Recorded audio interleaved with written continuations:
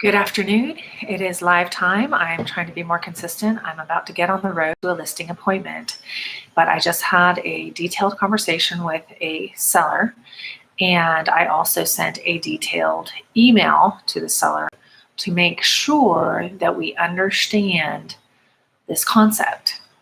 Okay. If I'm selling your home for you and your home is worth $255,000, okay, then your home is worth $255,000, okay?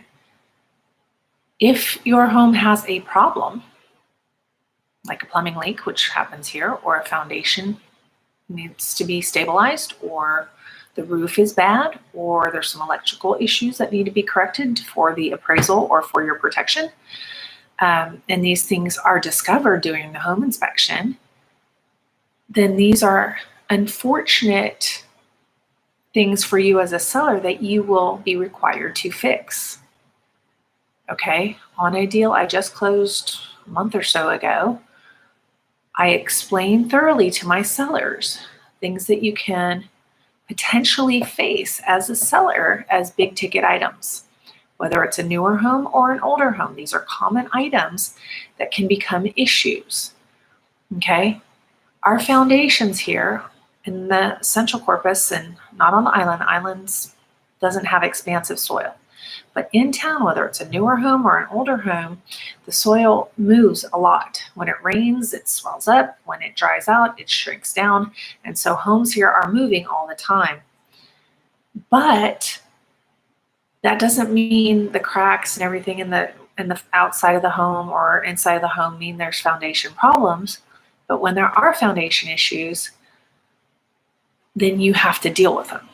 I said the analogies that come to my mind that I use with people is if I'm buying a $10,000 car and something in the car breaks and it's worth $10,000 and the seller has to now put in $1,000 to put it in the condition that it's expected to be in for $10,000, I am not going to pay $11,000 for a car that is worth $10,000 in working condition, right?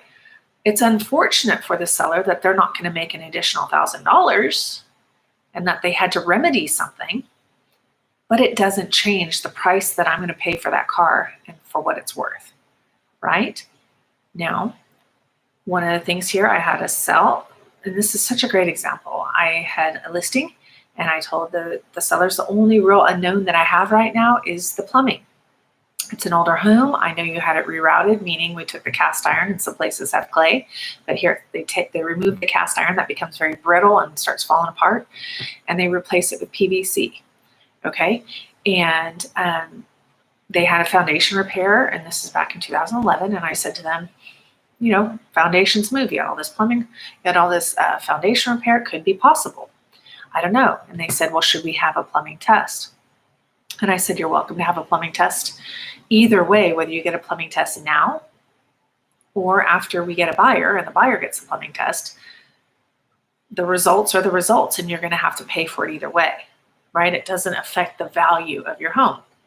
So in this case, they didn't get the test, and lo and behold, the plumbing failed and there was a $3,500 repair required. Okay.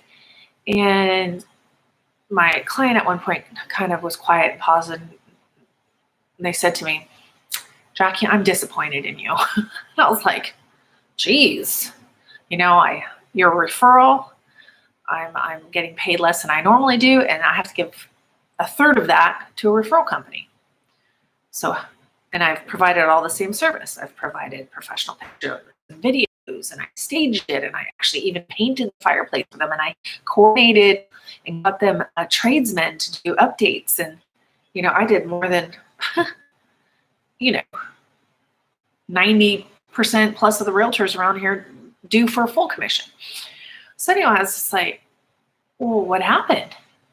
And they said, well, you know, if we had known about the plumbing repair, we would have not settled for the price we accepted, which, by the way, was like $7,000-$8,000 more than the other offers, and the other offers required closing credits. So I was like, how is that so? Like we got a good offer, they don't even need closing credits. It's the top of the market price. Like, how did I let you down?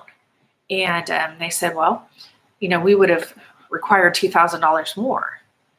And I thought, yeah, but we already knew he wasn't willing to pay $2,000 more. And all because you do repair what is broken doesn't mean that house is worth $2,000 more. And we already knew that people wanted to pay $5,000, $8,000 less than what we got.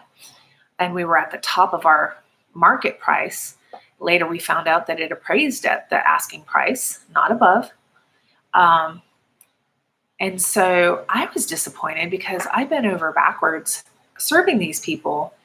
And apparently they didn't understand that if you have a broken part on a car, you're not going to say, okay, well, oh, it's broken and now you have to pay me another $1,000 to fix my car, right? No, we don't do that. You have to fix your car. It's unfortunate for you as the owner. That is expected and required. And no one else is going to buy that property without that repaired, right? So it's important to have the proper understanding of what value versus where the value is gained, right? So don't be discouraged. It is discouraging. Don't get me wrong. I've had to fix many plumbing leaks over the years and, listings, and it stinks, but it doesn't change your value. Okay. Now, had you had an old home and you just had a reroute and a brand new roof and foundation stabilized, then we can say, well, this house was worth $200,000, but now it's worth $220 because everything's ready for you. Okay. There you can get some value out of it. Right. But then let's transition over to buyers. There are previous codes and the codes change and things change over the years. And we're not buying a new home a lot of times. And even in new homes, I think recently they put GFCIs on every wall or something weird. It was just totally unnecessary and weird. But the codes and the building codes are changing. And so we're not required to go bring this house up to the current code necessarily. Okay, that would cost thousands and thousands of dollars. We're buying it for what it has, what it's worth in the existing condition. If something's unsafe, then we deal with it. Sometimes there's breaker boxes that need to be replaced. Sometimes we need to add GFCI. Sometimes we can negotiate grounding the plugs. But it's not a guarantee. It depends on the price and it depends what you're doing. Okay, so they're not even required to caulk or whatever, but you can sometimes negotiate it. So having the right expectations, being properly informed on what to expect and how to move forward and what determines value will take off a lot of stress for you in the process as a seller and a buyer. So I want to give that to you before I head out on the road, and you have a great day.